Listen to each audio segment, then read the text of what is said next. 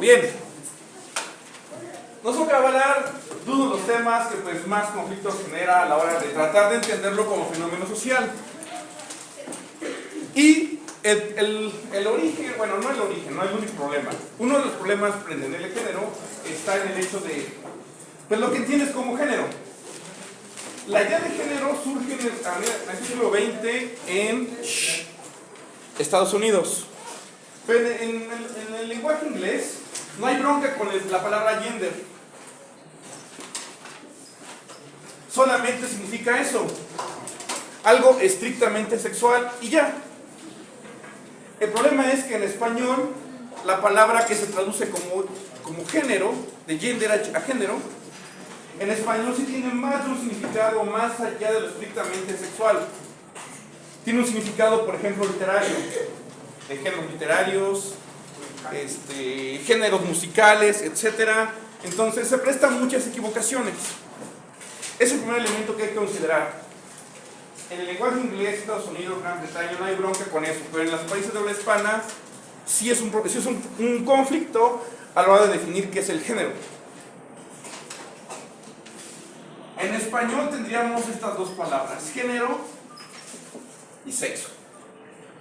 El tema es que muy pronto se dan cuenta en Estados Unidos y Gran Bretaña que el género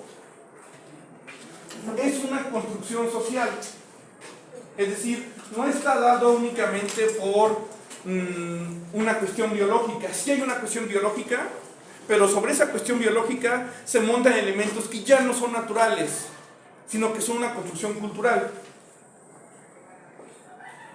Por ejemplo, pues hay una diferencia biológica entre hombres y mujeres de que las mujeres se pueden embarazar y los hombres no, por ejemplo. Pero mucho de esto, por ejemplo, de sus juegos, sí es una construcción cultural. Bueno, tendemos a pensar que sí. Ahorita, más adelante vemos qué pasa aquí.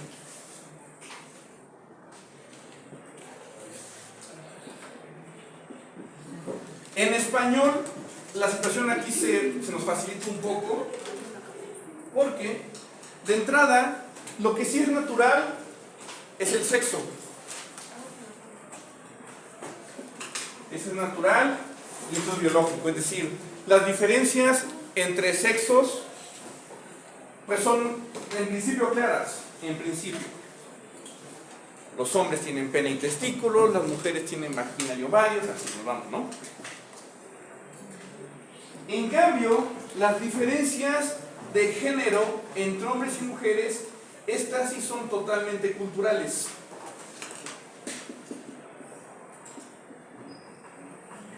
Estas ya están dadas, no puedes moverlas, no puedes cambiar absolutamente nada. No puedes evitar que, por ejemplo, si eres mujer te crezcan senos. O no puedes evitar que si eres hombre te cambie la voz.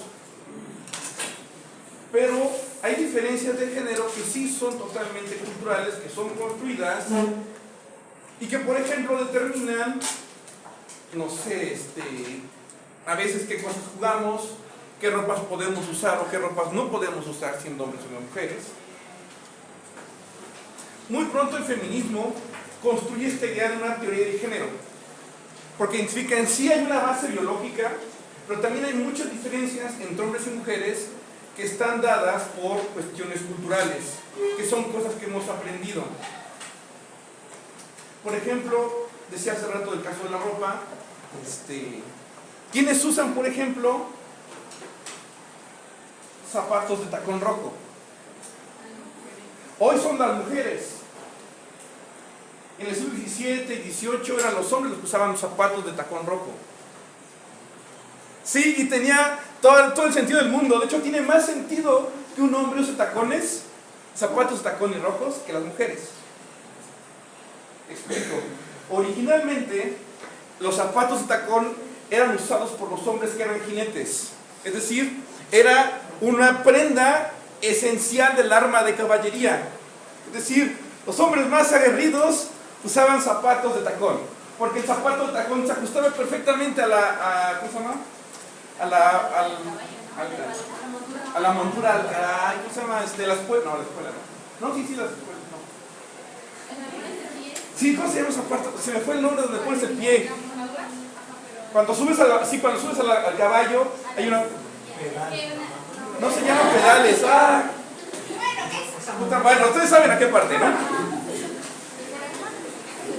Se embona perfecto el zapato de tacón en esta parte de la silla de montura.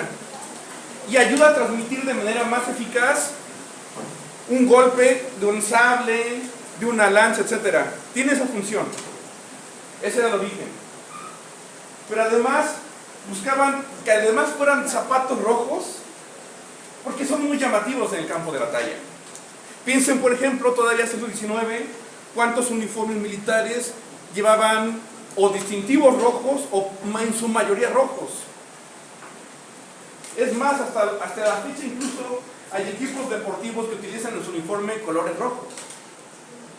El rojo era originalmente un color estrictamente masculino, porque era un rojo que transmitía, la idea era que el color rojo transmite fuerza, agresividad, valor. En contraste, sí. ¿Y por qué las mujeres se ven como que elegantes, sexy? O sea, ¿qué diferencia hay entre eso y el...? Ahorita vamos, porque no fue de origen. De hecho, originalmente, el color que se asociaba a las mujeres y a lo femenino era el azul. Porque el azul es visto como un color más tranquilo, más sosegado, que transmite paz. Hombres de rojo y mujeres de azul. Con los niños pasaba algo muy similar. A las niñas originalmente se les vestía de azul, y a los niños de chiquitos, de bebés, no se les vestía de azul y tampoco de rojo. Se les vestía de rosa, porque el rosa era visto como un rojo chiquito. Ajá, tal cual.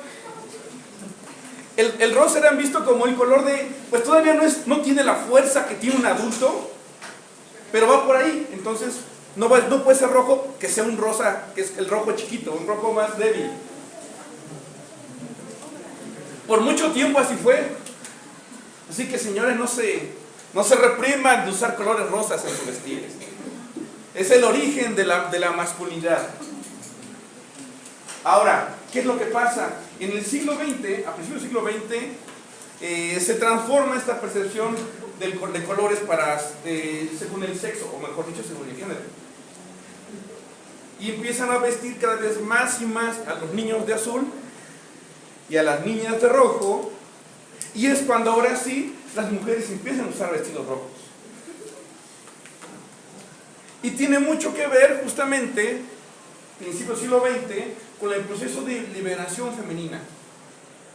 En cuanto las mujeres empiezan a transgredir los valores hasta entonces impuestos, es que ahora sí se ve bien o se permite que las mujeres utilicen colores que hasta entonces habían sido exclusivamente masculinos, y que los hombres empiezan a usar colores, en este caso el azul, que hasta entonces había sido estrictamente femenino.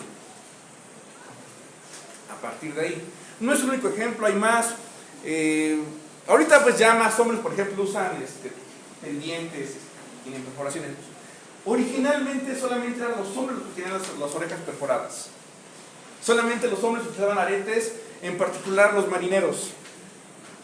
Y no era cualquier arete, tenía que ser arete de un metal fino, plata o oro. La idea era esta. Tenía una función práctica. La idea era que si te morías en el mar o en tierras lejanas, con tu arete te pudieran comprar un ataúd. Sí, ese era el objetivo. Por eso, de hecho, normalmente usaban solamente uno, porque pues, solamente dabas un ataúd. No era de, pues quiero conseguirme dos y que combinen. No era la idea. Era solamente usar uno, y solamente lo usaban los hombres, y solamente aquellos que viajaban. Sobre todo que viajaban largas distancias. ¿En qué momento las mujeres les dio por también usar pendientes? No sé. Pero hay muchas cosas de la moda femenina que muchas veces le copian a los hombres. Sí, ya están pensando en todo lo que se pone, ¿no? Va por ahí. Piensen, es más, si nos vamos a un tema estrictamente biológico, en las especies animales, ¿quién es más llamativo, la hembra o el macho? El macho. Normalmente. En nuestra especie es la única que es al revés. Pero es al revés de manera muy reciente, originalmente no era así. Ahora, dice la teoría del género, y con ella el feminismo también, que bueno, si muchos elementos son culturales y se aprenden sobre cómo debe ser hombre o cómo debe ser mujer, significa que también se pueden desaprender y construir valores nuevos, que sean más equitativos. En el caso del feminismo, pues el principal objetivo de esta crítica es pues una estructura patriarcal totalmente machista. Para el feminismo el machismo es una construcción cultural, social, y que por tanto se puede desmantelar. Esta idea de que el patriarcado va a caer, que lo grita en sus marchas, se apoya justamente en esta teoría. Y es cierto, hay ciertos elementos que se pueden desaprender. La cuestión aquí es, ¿qué elementos sí puedes aprender y qué elementos no?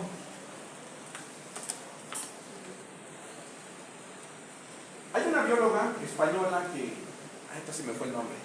Se me fue el nombre de esta parte de la silla de montar. Se me fue el nombre de esta bióloga.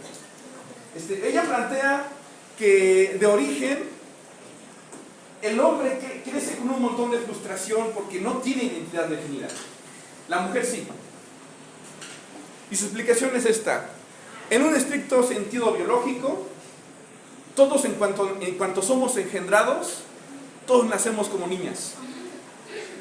Es más, hasta evolutivamente hablando, primero surgió el sexo femenino, primero surgió el cromosoma X y después el cromosoma Y, varios millones de años después. Esa es la razón por la que los hombres, por ejemplo, tenemos tetillas y pezones. Porque nuestro cuerpo originalmente estaba siendo construido como niña. La idea era que justamente tuviéramos también pechos como las mujeres. Pero en algún punto de la gestación,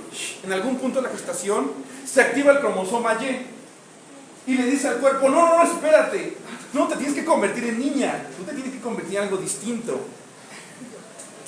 Y ahí dice esta bióloga, es cuando el hombre recibe su primer shock. Venía siendo construido como niña y de repente dice, no es que tú no puedes ser niña, tú tienes que ser algo distinto. Las mujeres siguen en ese sentido de manera natural su desarrollo. Eso en la gestación, sí.